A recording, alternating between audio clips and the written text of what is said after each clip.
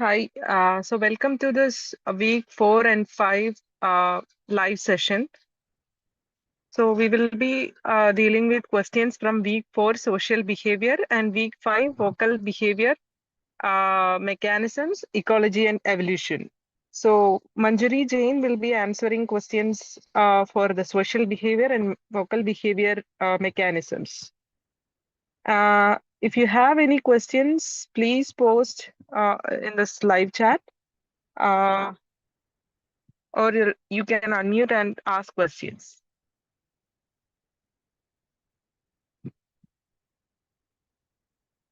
I think Manjari has some network issues. She'll join.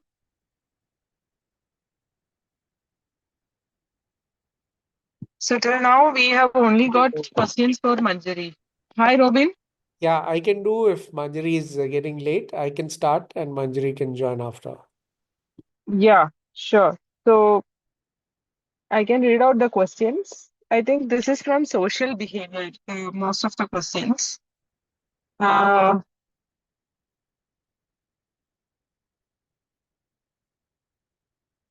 So no questions for my section, you're saying? yeah, My yes. Till section was now, very there are. clear and nobody has any doubt.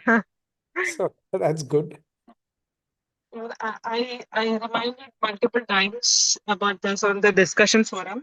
Yeah, So, no problem. Not uh, good. yeah. I don't feel bad at all. Oh, Don't worry. Yeah. so if anybody have any questions regarding ecology, vocal behavior ecology and evolution, Dr. V.V. Robin's session, lecture session, please post the questions. So that's about the vocal learning, song learning and acoustics. So I hope you have watched those videos. Uh, Let me check if Manjari is joined.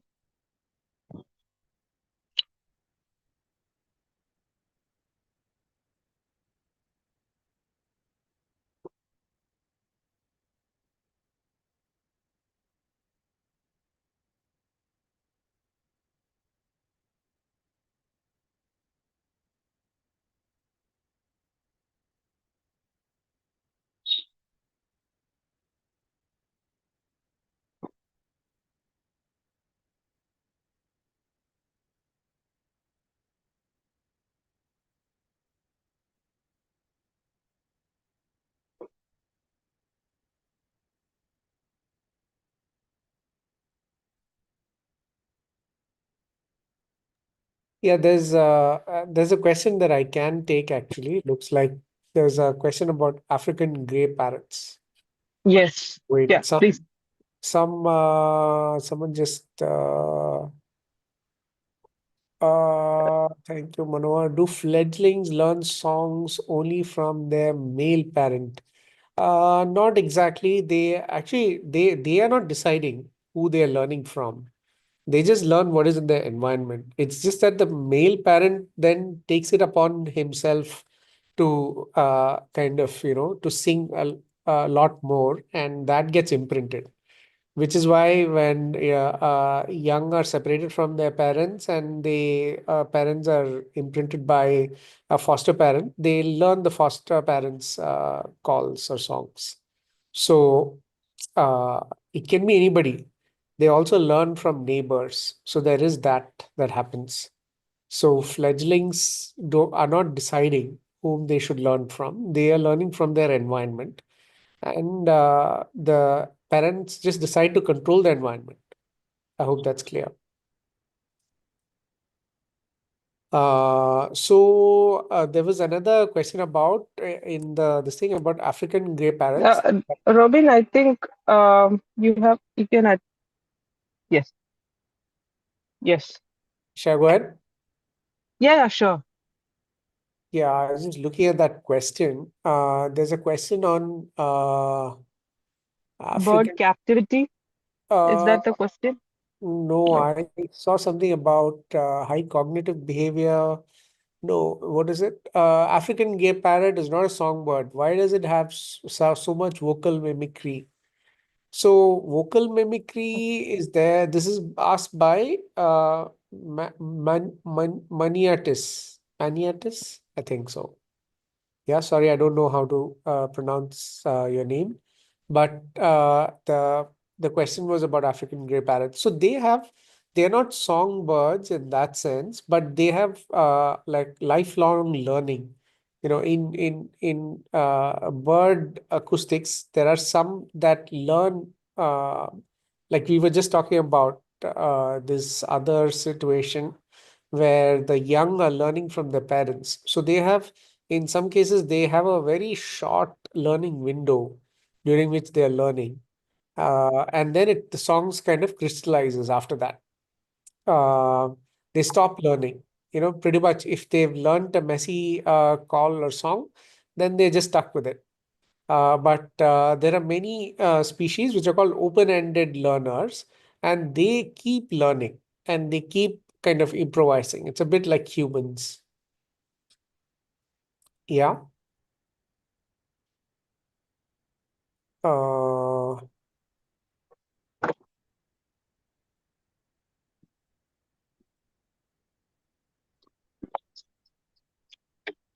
uh, Austin has,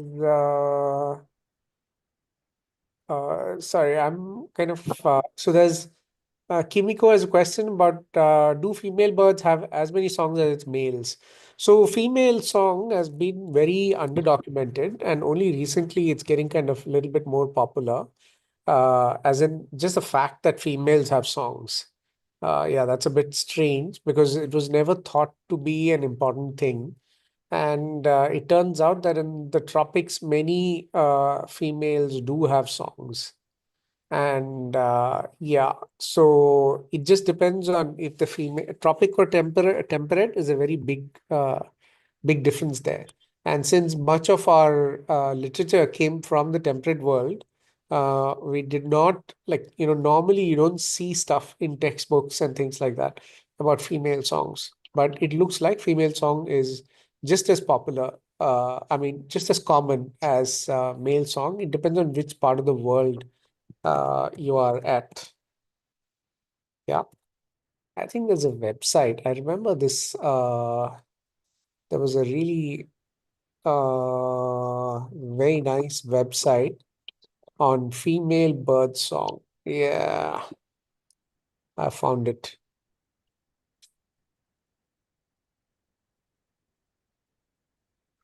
Yeah, I'm going to just uh,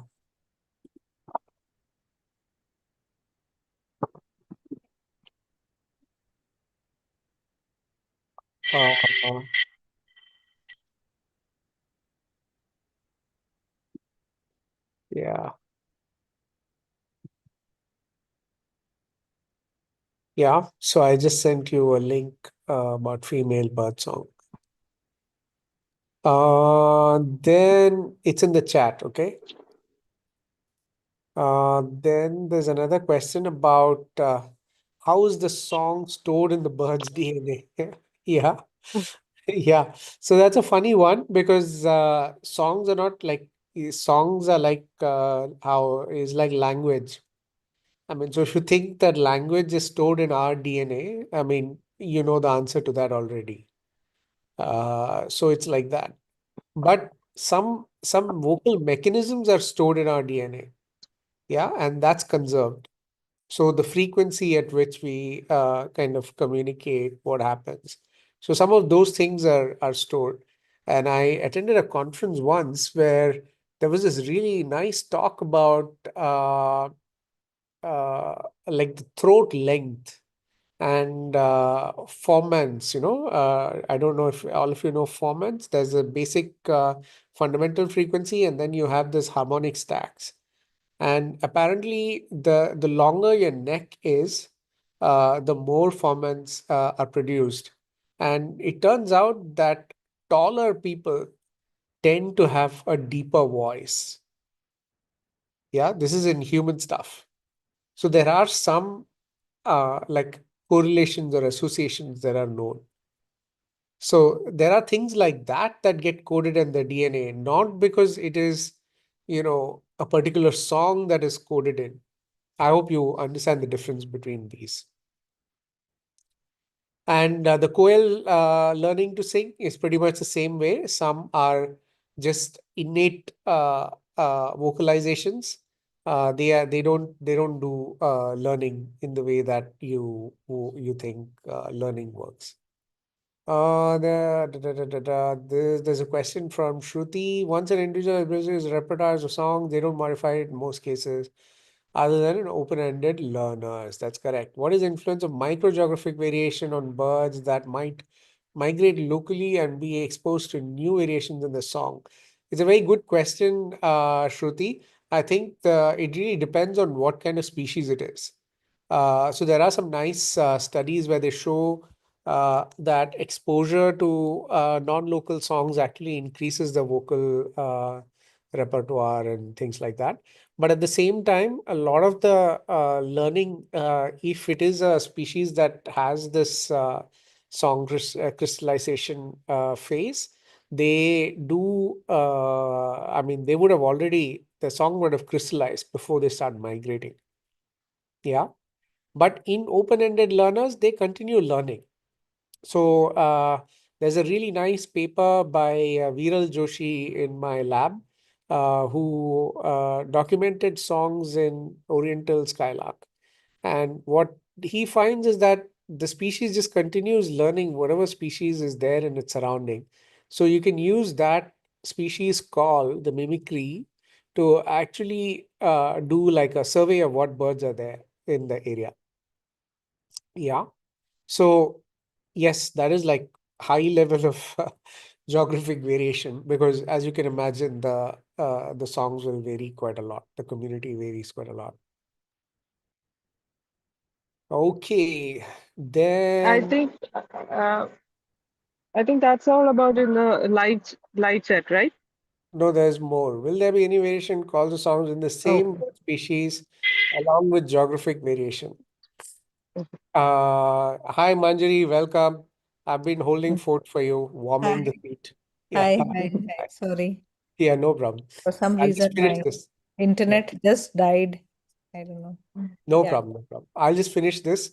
yeah. We were just having this discussion. So will there be any variation in call the song within the same bird species? Yes, there will be. So there's always like the variation in songs and calls are within individuals and then between kind of neighbors in the same population and then across populations. So this is how variation is kind of partitioned. So there's a little bit of variation within individual. There's a little bit more variation across individuals, and then across populations. That's usually how things work. There can be some exceptions as well. Um, so that was the question Yogananda asked. And Kimiko had another question. Bird calls and songs, a one-way communication like a broadcast, or is there a back and forth dialogue? I mean, yes, Kimiko, I think, I mean, it's communication, okay?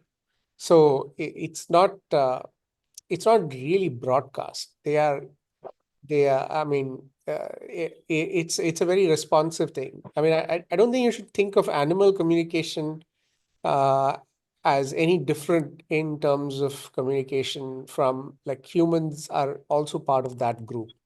So you can imagine this yourself, actually. It's not very different. Yeah. Only thing is the context and the nature of that communication changes. And we are probably attuned to a different kind of this thing. Yeah. Yeah, Manjari, I think you have a lot of questions, so I'll let you Uh, Before that, Robin, I think there is a question for you from the response sheet. I think you are the better person. Maybe you can try answer. Like, what's the question? so this is about some birds have adapted to vocalize at different frequencies due to noise pollution in urban centers. So how is Yeah. a bird song development evolving or changing with the anthropogenic noises, considering how important listening to a tutor and auditory feedback is in the sensitive period? Actually, Amrita, this is Is it marked related to to? me. In the Oh, Yeah, response sheet, it says Professor Manju. yes. I'm guessing it's for me. yeah. Okay, Can okay. we go one Yeah, by one? sorry. Yeah, sure, please. Yeah. So I think the first question to me is that the video mentioned about study that has been conducted on brood parasitism of quail and the crow are not able to distinguish between eggs by a large percentage. What about once the egg hatch? Wouldn't it be more easy for the crow to figure out then? Which is Mr. Digvijay here? Yes, I'm here. So what I meant was like they to a large degree they are they kind of fail to distinguish between the eggs. So I was wondering, I mean, once it hatches, right? I mean, do they Which video is realize? this? Sorry, just to Huh. clarify. Sorry, what? Which what? Which video is this? This is your week 4, I guess. Week 4 we had on I'm forgetting the. I think, is it Suhail's? Oh Uh, yeah, No, yeah. Yes, Suhail, so, Suhail. Amrita, can you correct this and mark it to Suhail? I don't know if Suhail is here, but no, Suhail is not. it, Yeah, I'll send the question to Suhail. Yeah. but I can sort of attempt to answer it. Sure. So basically, once the egg is hatched, wouldn't it be more easy for the crow to figure them out? Like we ourselves have done some experiments. We know, and this is not for crow, but it is for babblers and Jacobin cuckoo. We know that even after the eggs hatch, and the Jacobin cuckoo actually looks completely different from the jungle babbler. The jungle babbler continues to provide for the young ones. The chicks look very different. You know, the jungle babbler chicks and the Jacobin cuckoo or the pied cuckoo chicks look very different, but the babblers continue to provide for the root parasite. So it is not that straightforward. Some of these behaviors are innate behavior, very strongly fixated these, and they are part of what is known as fixed action patterns. And Mm. so it is a very strong instinct, and this cannot be overridden. And fixed action patterns, including provisioning, is something that can be can be exploited by brood parasites. This is a well-known phenomena. Okay, I see. Thank you very much. Yeah, but you can still let's see what Suhail has got to say. The next question, I think, is about some career choices. Yes. Binocular choice, Uh, I will skip that. Um, please uh, explain. Yeah. can I add to that? Because last time also Suhail mentioned a website called Career Advice. I think I have shared same in the discussion forum. So the person who have asked the question, Sanhita Paul Datta, please look the discussion forum because I have already shared the links. Or you can ask the same question to Suhail next time. Yeah, thanks. Okay. So can you read out the question? 1 second Sure. about This is next. further explanation between the connection between phenology and flock size. This is related to social behavior. Is it phenology? Hello? Yeah, phenology and flock size. Is Shruti here? Yes, she's here. Hi, Shruti. Uh, Shruti, if you want, please unmute. Uh, okay.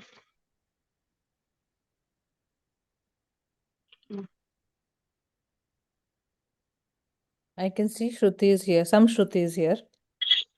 Yeah. Okay, she says she's unable Yes, to get on audio. yes. I see. Okay, so I don't know what exactly, since it's not very clear what exactly you mean. I think you meant about the mixed species group. Yeah. So there's something about phenotypic clumping and flock size. It is not phenology and flock size. Is that what you wanted to know? Okay, because phenology is a very different thing, you know. Yes. So phenotypic clumping and flock size. So what I basically, think she meant another big lumping. So she says in the chats. yeah, yeah.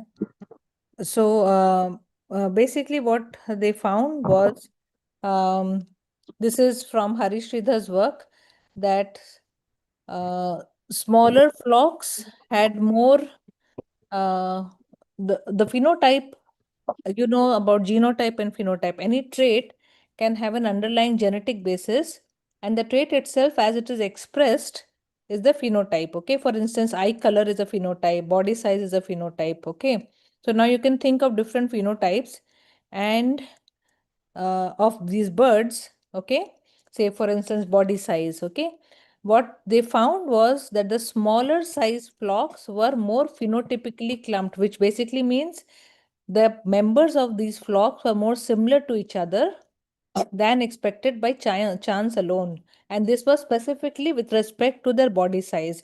So the smaller flocks actually had similar body sized individuals of the different species than the larger flocks were. Okay, that is all it means. Okay, so the larger flocks had birds of many different body sizes, whereas the smaller flocks were more phenotypically clumped for body size.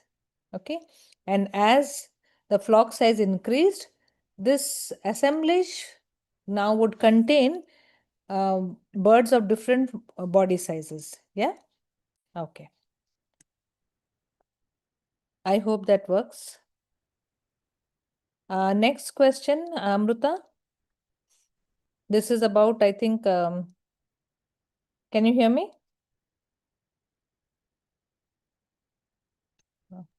Yeah, I can hear you. Okay, okay. Yeah, because I have a very flaky internet, so I'm not sure at what point I'll get disconnected.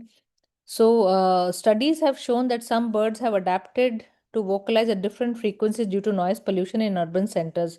Now, this is something I did not talk about, but I can tell you that, this is, if you have actually, again, this is Shruti's. If you have read the papers or at least referred to the studies, you will know this is Labakun's work. That's it. Birds found in the urban centers and cities have higher frequencies. This was later on, people have given alternate explanation for this, that it is not that they're shifting in frequency, it is simply an artifact of what is known as the Lombard effect, wherein when in noisy environments, we all tend to increase our volume. And an artifact of increasing our volume is that the frequency, the shrillness of our voice becomes higher. Okay. So it is simply that. In any case, the question that you had asked was what happens to song development evolving, changing with anthropogenic noises, considering how important it is? Absolutely, it's a very nice question, and I think it's a research problem. But people are working on it. And in fact, some of the things what people are also finding is that in very loud environments, the hearing thresholds of animals is going up. So they are somewhat becoming, less sensitive to their own sound. Okay, we definitely know it is true for insects, and I think similar studies are being done in birds. So yes, but these are ongoing studies. Okay, then you asked, how do birds in captivity develop bird song, or those who do not have their own species to imprint on, where does it? Absolutely. So basically, captive birds, typically, if you have uh, think about it, how often do you actually have pets that are chicks? Almost never. All pets are adults where the song has already formed, if it is a learned song. If it's an innate song, then it doesn't matter. But if it is a species that requires song learning and the tutor is missing, the song will be aberrant. It cannot be normal. This must impact their ability to find mates, communicate. Yes, but they are captive birds, so I'm assuming you mean caged birds. Where is the question of finding mates anyway? Yeah. Then if it is, say for instance, kept in aviaries or in zoo, aviaries inside zoos, then there are enough number of individuals to learn from. So that should happen if it is a learned song. Will all the next generation have similar abnormal songs? So if you remember the song learning, uh, something that I talked about, even in animals that have learned songs, they basically have a template. Yeah. Species specific template is always there. So it's not as though the whole thing goes out of the window. Even for even for birds that have song learning from tutors, they will have an innate template of their own species. And this I actually did talk about it, I think, at some point, Marlard's work on the white-crowned sparrows, where they showed that if there are conspecifics and heterospecifics, they basically learn only conspecific calls. Okay. And in fact, this is a mechanism which has been argued that it has evolved to avoid errors in communication. Yeah. So think about it, even during learning period, while the chick is learning to from the tutor, there are so many tutors, no? There are conspecific who are singing, but heterospecifics are also singing. Why don't they pick up the heterospecific call? Why don't the species who are learning the song from their uh, parents, why aren't they learning it from their neighbors who are of a different species? That never happens, right? That's because there's always an innate template. Okay.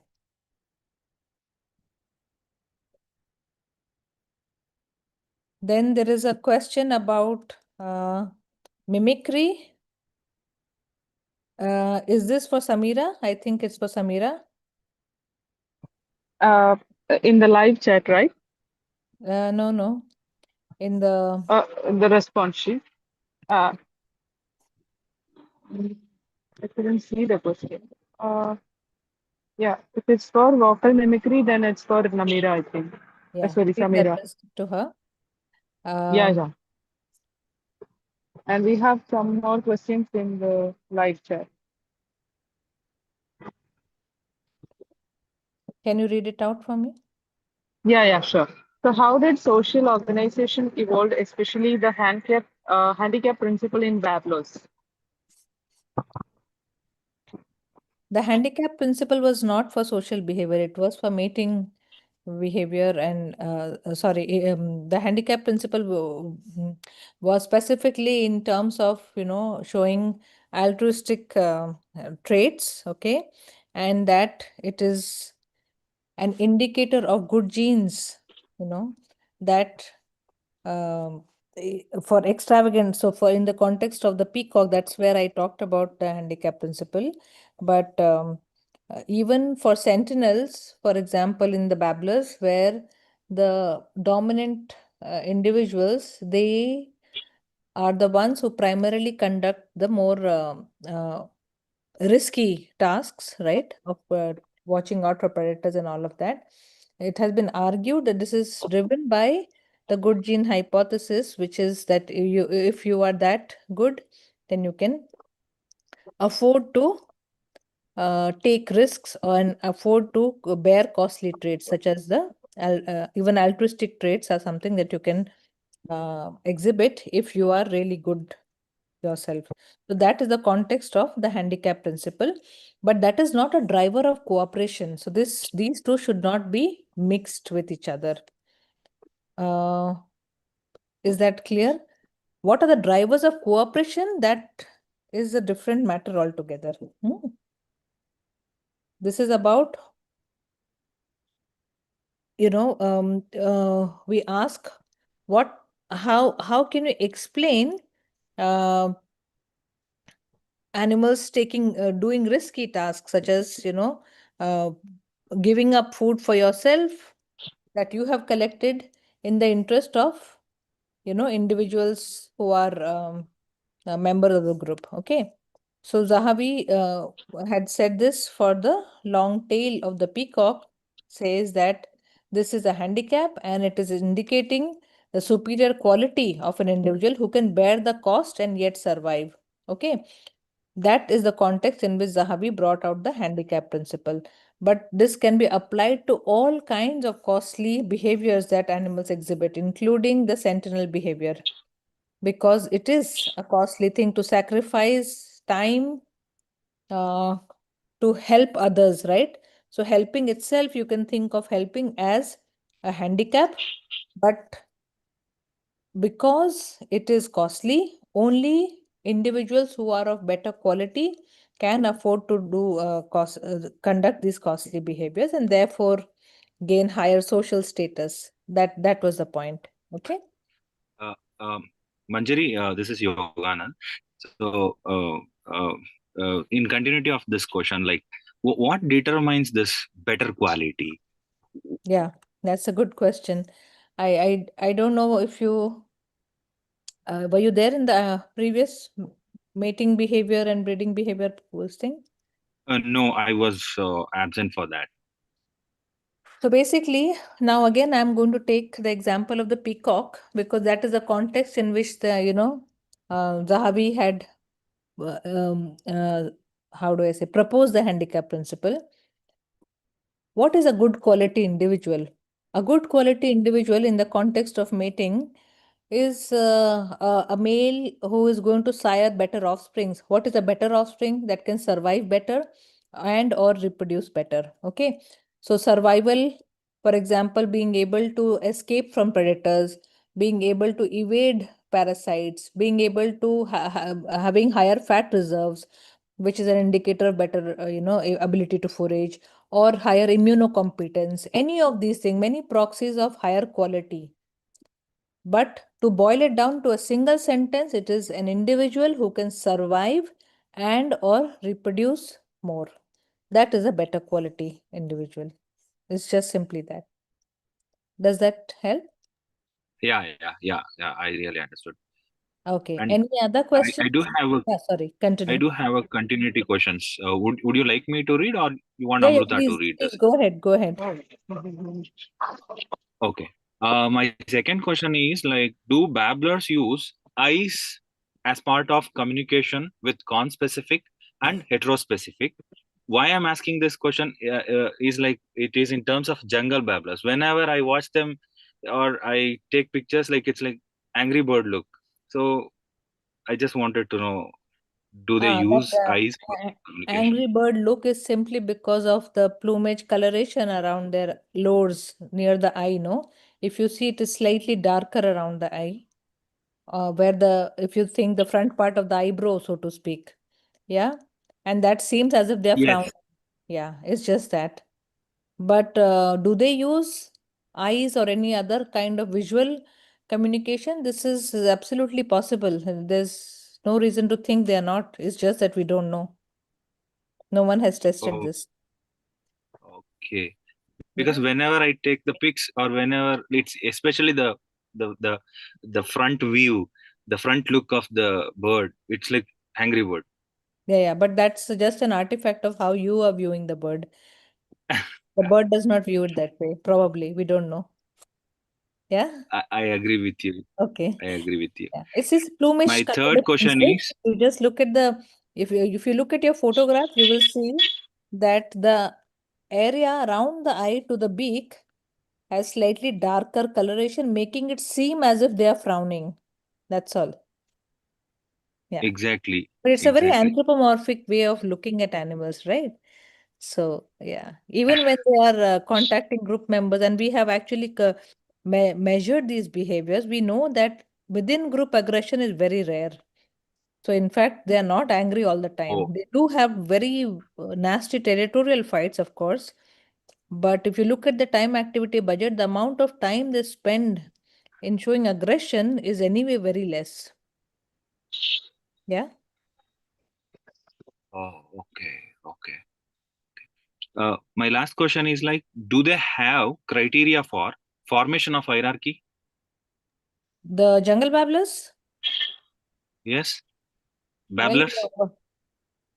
Just a second.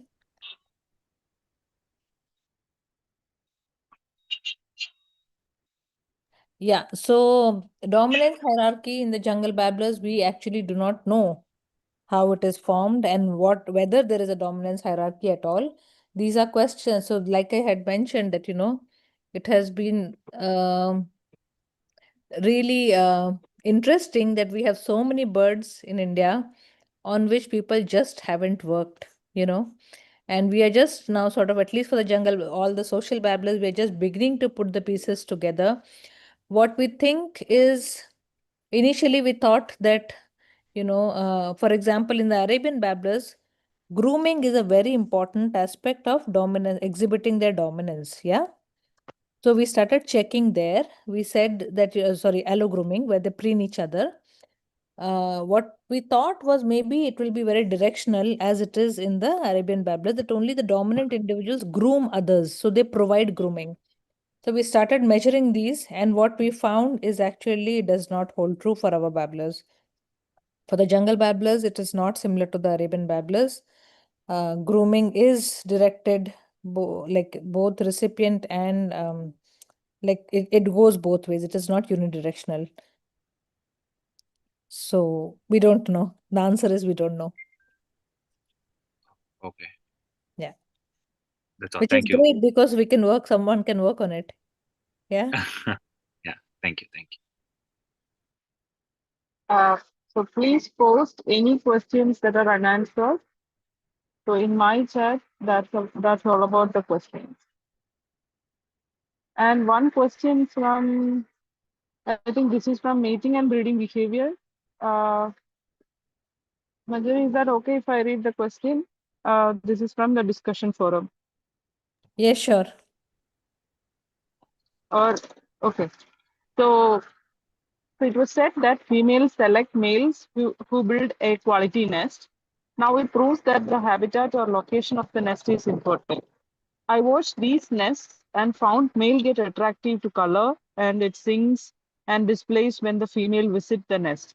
So this behavior may also matter in the male selection, the sexual selection. Yeah, that's all the question.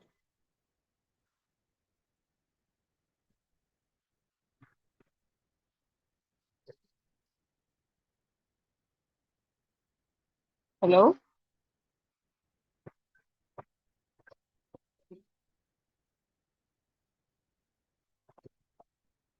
Hello?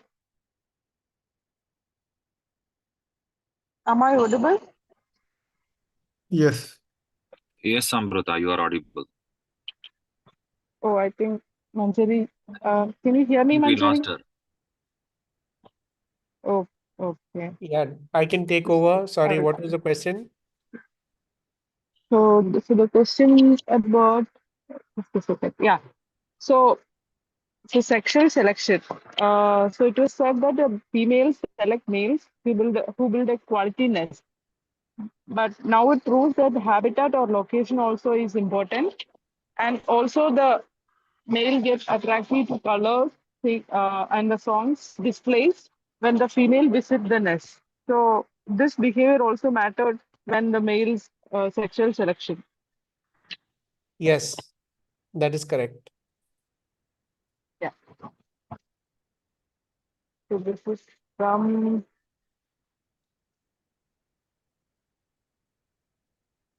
Yeah. Sangli. Okay. I hope that's clear. Basically, it's multimodal. Okay, one more question. Yeah. Go ahead, please. Sorry, go ahead. No, that's all. In brood parasitism, which is the most critical factor, is it the presence of host species? I didn't understand that. So in brood parasitism, is the presence of host species is the most critical factor? Even As I didn't opposed get the to, question, but yeah, I also didn't get it. what is the role of host species? Is that Yeah, ma'am, my question is yeah, basically, in brood parasitism, Yeah. the species breeding nature is triggered by the presence of the host this thing because they have to look for the nest and other thing, or it is just the after search. If there is a suppose the quail and the crow, do the quails decide whether the crow nesting is around before they like start their breeding process, or the breeding process just before laying the egg they start looking for the crow's nest? Yeah, Suresh, I think there may be a couple of things that are getting mixed up. One is intentionality, and in most of the cases, there is no intention really. What I mean to say is that these are like evolutionary forces that have kind of led to this. So the crow and cuckoo, the fact that they co-occur is an evolutionary thing, that their distribution is kind of overlapping. So it's not there is no intentionality in trying to occur where there are crows. Okay. Then about the timing of nesting, there may be other factors as well. Just like someone was talking about the what is that? The male quality, right? And they listed out various other parameters that might contribute. So it's very likely that there are other resource level things apart from the fact that there are visual cues. What you're saying is that there is a visual cue that they might be using to track, which might be also true, but there will also be other things. What I mean to say is that it's not enough that they just use a visual cue. Most of the breeding cycles are in synchronous with resource cycles. Yeah. Okay, thank you. So So, resources are what everybody is tracking. okay, so it means that if one species, like if the crow's nesting is not available, then will it affect the breeding cycle of the cuckoo? Uh, so so there Yes. can be a simple answer to that, which is yes. But the question is, why is the crow not nesting, right? Usually the crows will nest if the resources are there. Okay, so it's a cohabitat, basically we Correct, can say correct, then. correct. Yeah. Yeah, yeah, yeah, Okay, thank you. yeah. Welcome. Yeah, the song Thanks, and Bobby. yeah, the Yeah. song and call. Yeah, I think some of these, Amrita, you can also try. So I think song what we justify as a song is like a melodious and it is continuous with syllables. So what is so we have different terms like syllable, phrase, a note in the acoustics. So we can say a song has a different maybe same series of notes. With it should be continuous the notes, and it can also be like uh, uh, a song comprises of a lot of notes, phrases, but a call, what is differentiated, it is a short in length when compared to song, and also it contain only one type of note. Yeah. And in some cases, the calls and songs of some species, it becomes a little bit confusing. So then you would just refer to it as vocalization. So in many cases, you can say, yeah, this is a song. Yeah. But Yeah. in some Yeah. other cases, it may be context dependent. And then Yes. and it's not clear, it's just better to just call it vocalization. But there'd be no doubt about what is a begging call. There is no begging song. There is no alarm song. It's always an alarm call. Yeah, those are Contact call. contact calls and things like that. Yes. I hope that's And clear. does yes. Yeah. So does this trills, which we hear, trills and what woodpecker that calls, all we refer to as call, right, Robin? Yeah.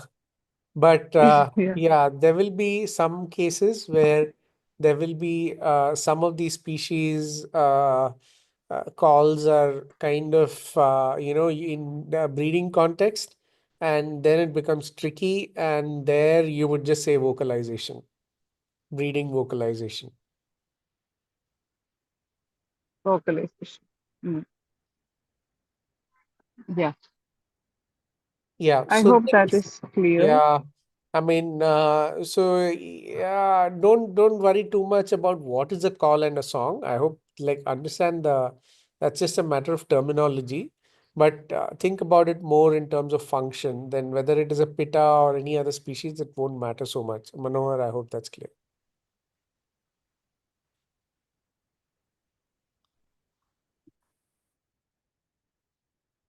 Please post if any questions are unanswered. I think Manjari, she just left. If you have any questions for Manjari, please send it to me. I'll email to her, or you can post in the discussion forum as well. So I'll post to everybody. Yeah. With any questions unanswered here in the live chat, please do share. Okay.